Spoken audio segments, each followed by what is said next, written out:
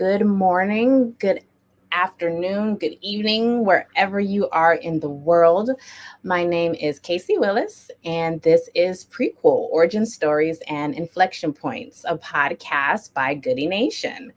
And hopefully, you know, but for those of you who don't know, Goodie Nation is a nonprofit organization that exists to bridge the relationship gap for promising founders from diverse backgrounds in the social entrepreneurship sector, folks who sometimes don't often have the resources or the connections that they need to grow and scale their businesses. And so, what we do through coaching, mentorship, cohort learning, we try to give our amazing founders as many opportunities as possible for them to continue to develop along their entrepreneurship journey. And so today we have a very special episode continuing our series of introducing you to some of our amazing founders in the Google for Startups program. Google's been a great partner with us, and we are just meeting some incredible business leaders, incredible founders. It's just been such a joy. And we're going to introduce you to three more of those amazing people right now. And so we will start off today with Kai. Kai, why don't you tell the people your founder origin story? Sure, and thank you so much for having me. It's been a joy to be in this cohort and really have the support from Google and Goodie Nation. So I can tell you a bit more about my background. I am a history teacher by trade. So I have been working as a middle school, mostly eighth grade history teacher.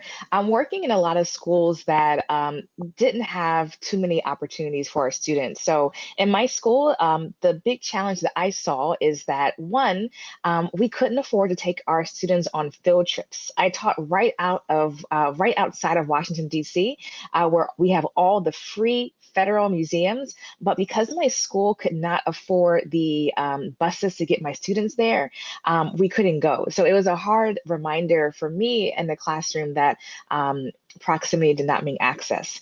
In addition, my school, we had very limited technology. We actually had a bring your own device policy, which meant that if I had a student that had a smartphone or a tablet, I would encourage the students to bring their devices to class. And I may pair two kids on a smartphone, three kids on a tablet, and that's how I ran class. Most of my students had never left their neighborhood. So being a history teacher who taught US and world history, they really had no context of the world around them, and all of the nation's archives and treasures were in our backyard, and I could not make those connections in my classroom. One of my favorite stats that I found on this journey is that kids who go on field trips are actually 95% more likely to graduate from high school.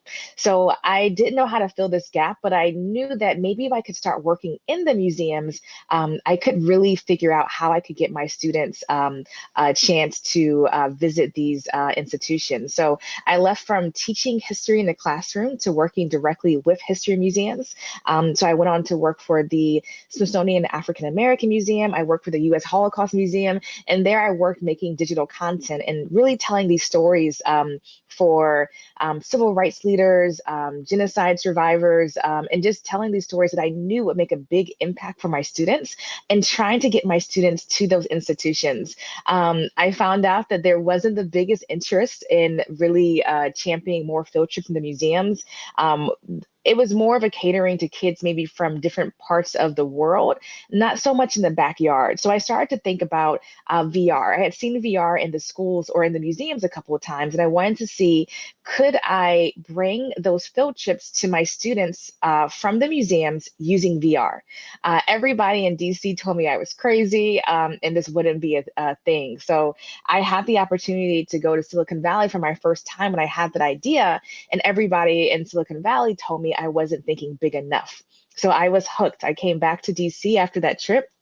I sold my house, my car, and everything I owned, and I moved across the country to try to figure out if I could learn tech. I have no tech background being a history teacher, and if I could figure this out and connect the dots for my students. So I started to film virtual field trips. So I would go to locations, film monuments to start off with, and then see if I could bring those back to classrooms. And that's pretty much how everything started. KayakStar now is a full learning platform that really increases classroom engagement engagement with schools. And we do things like virtual field trips, metaverse maker spaces, even a little bit of game design. But we take all those things so kids can explore the world, not, do a lot more from just their classroom, and really make those connections for a lot of the students who don't have the opportunity to leave their neighborhoods.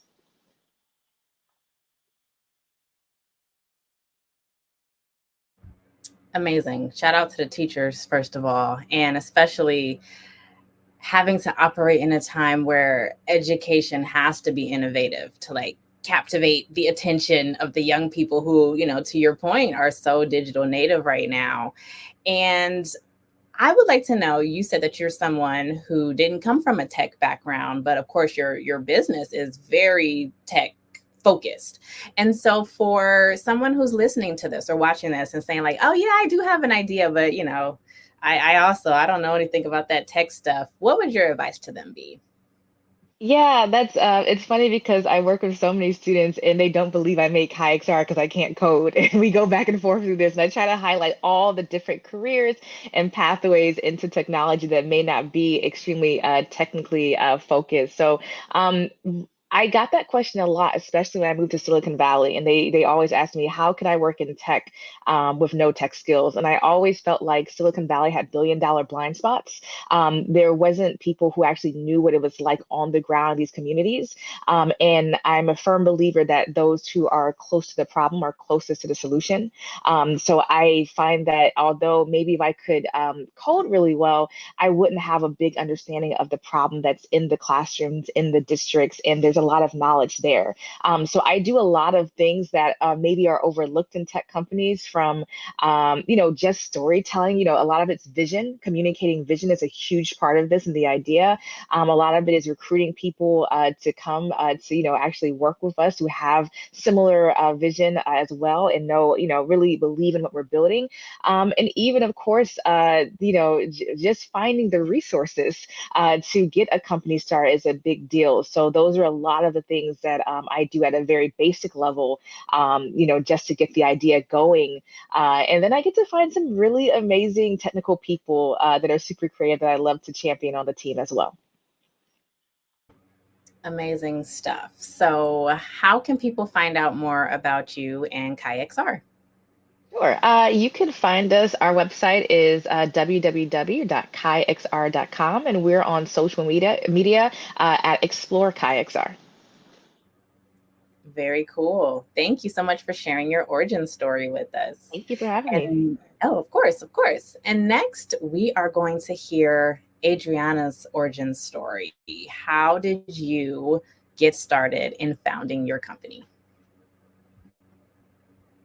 Yeah, happy to share. Just like Kai was saying, thank you for having me here. And Kai, I'm gonna have to be checking it out. I'm mother of three kids, so um, very much can appreciate how bringing in technology into learning can make a huge difference. So I'm excited to check it out. Yeah, I one thing that I really love hearing right now, it's using that word of moments of inflection. Sometimes for some people, their origin story is like this eureka moment. For me, that wasn't the case. It was a series of events or inflection points, if you want to call them that, that led to Maxwell. Um, so a little bit of background on my career. I started the first part of my career building products, specifically in the financial industry. So build products for the underbanked Latinx population or Latina population. Then I ended up also managing debit card portfolios, did a lot of project management, a lot of it during the financial crisis. So I got to probably take on more work than I would have otherwise at that point in my career. Really great experience. At the same time as that was happening, I was also, having more things on my plate from the personal side too. So I got married, then I got a dog, then we had a house. We ended up, having kids, and so life was just busier and more complex, both at work and then at home. Um, However, I had a great employer that was able to provide me with the right type of support at the right time that I needed, which in turn made me a lot more productive. And it also made me very thankful to my employer. So lots of loyalty to them. It's a long story how it happened, but I ended up moving from building financial products to within the same company, moving to the people and culture side. I came over to work on a project in HR that required a similar skill set, the skill set that I had, even if I didn't know anything about HR. I came a little bit reluctantly. I thought I wasn't going to like it, but I ended up loving it. It really fits my type of thinking, where you feel like you're backstage and you also can see how everything connects. So I ended up staying in HR and did lots of different things in HR, from that initial project that had to do with salaries and titles, later move on to do organizational design, management and leadership development. And then the last role that I had was building the inaugural diversity and inclusion function, and then leading it. And this is all back in 2017, 2018. It was until I wore the HR hat that I got to understand that creation of that moment, that ability that my employer had of providing me the right solution for what I needed at the right time, how difficult it is to create those magical moments, particularly the larger your organization is and in certain industries, because the needs of employees are just as diverse as the employees are. So I got to have an appreciation for the level of administrative work it takes, as well as cost to try to create those experiences, only to inevitably not be able to meet them all. So it was in that later stage that I was like, but if we were able to hit the mark, we were able to help employees better balance, and if we were able to make them feel as valued as they are to us and recognize them for all their contributions, we would be better off as an employer. They would be better off, but also we would have better results. So that's what sparked the idea of Maxwell. How could we make that happen? Since then, it's evolved vastly, but today that's what we do. What we do is we help employers deliver an employee experience that creates joy and ultimately teams that stick around. And we do it through a combination of HR tech, fintech, and behavioral science. I'll pause there. I'm happy to share more specifically about how Maxwell works, which, there's a lot of components to it, but it's all around retention. No, I mean, it's like in the same vein of like thinking of this time in life about education and having to innovate in education, having to innovate, bringing balance, and you use the word joy to the workplace at this particular time in life. I mean, that is, just such amazing, necessary work. And, I'd love to pick your brain later, but you mentioned behavioral science as a part of your work. And so again, this kind of question of people who are maybe looking at things in the innovation space or the tech field who may not necessarily be specifically knowledgeable about tech. Where does this behavioral science piece come in for someone to think, oh, I didn't know that I could get into the tech industry through this avenue? Yeah. So I guess to make sure that I get your question, Casey, you're thinking from a behavioral science standpoint, like how come using behavioral science in this particular instance? Is that it? Yeah, that's it. Okay. Yeah. So, well, I always tell people that the people and culture work, or human resources, as much as most people know it, is so much about human behavior, is so much about psychology, much more than people realize. Obviously, there's all these aspects around compliance and employment law and all that, but really cultural work and that talent work and even compensation work has a lot of psychology component to it. So it's already been embedded in some of the work we've done in the past. Change management, for example, it's another place. But tapping into that, it's key, knowing that at the end of the day, we're all humans. And as much as we would like to think that we behave rationally all the time, We don't. A lot of it is the way that our brain is wired, and therefore how we behave. So I'll give you a real life example of the behavioral science used in Maxwell.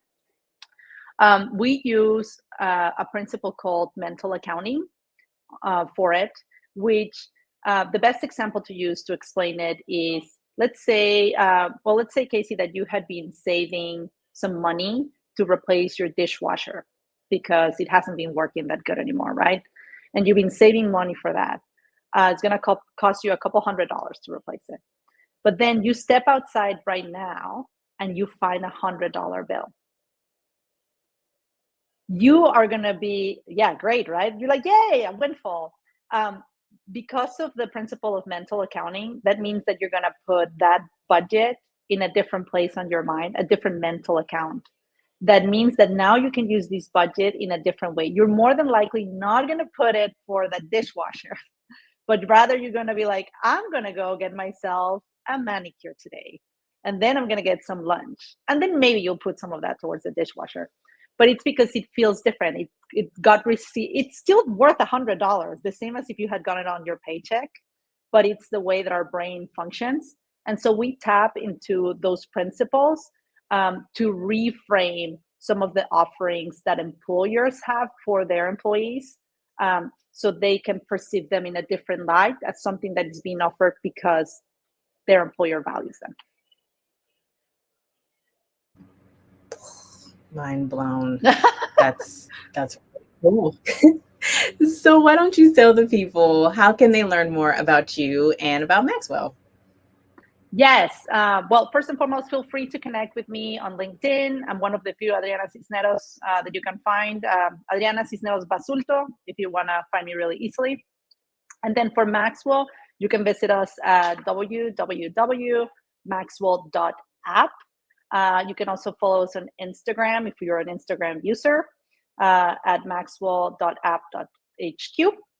And yeah, feel free to connect. Nice. Thank you so much, Adriana, for telling us your origin story. And finally, today, y'all are going to hear from Ivan. Ivan, what is your founder origin story? Yeah, so for me, yeah, I'm more technical. Yeah, I always was a tech guy. I did computer science. I'm from Mexico, back in Mexico. And I think I started to get interested in startups because of my family history. Like they were like a middle income family, and they started opening like grocery stores when I was a kid. Like my uncles, my parents, and I kind of started to see the business side at that scale at that point, and pretty soon, like when I was in college and after college, I was always thinking about ideas. And for MuukTest, which is focused on automating software testing using AI, with this one, the origin story is me and my co-founder. We were classmates in college a long time ago, like mid 2000s, and then we coincided in a few jobs after that, and we were always thinking about ideas and making things easier. And in 2018, we were having a conversation about how difficult it was to do software testing in our companies. I was a software QA architect at the time, and my co-founder, he was a software architect for another company, and we saw how difficult and how expensive it was for our companies to test their software. Like, for example, in my case, we had like 30 software engineers testing the software manually or creating scripts, writing code to automate, to test the software. So the company was investing 3 to 10 million annually just in software testing. So we saw this is too difficult and expensive. Let's fix it. So talking to him, we came with a few ideas and started talking to our network. And yeah, in 2019, we launched a prototype. We got some interest, and that was kind of the inflection point when we said, okay, let's do this all in. And 2020, we already had a commercial version in the market, and from there it has been just a startup life. So that's in short what what was the origin story of MuukTest and kind of my entrepreneurial interest. Yeah.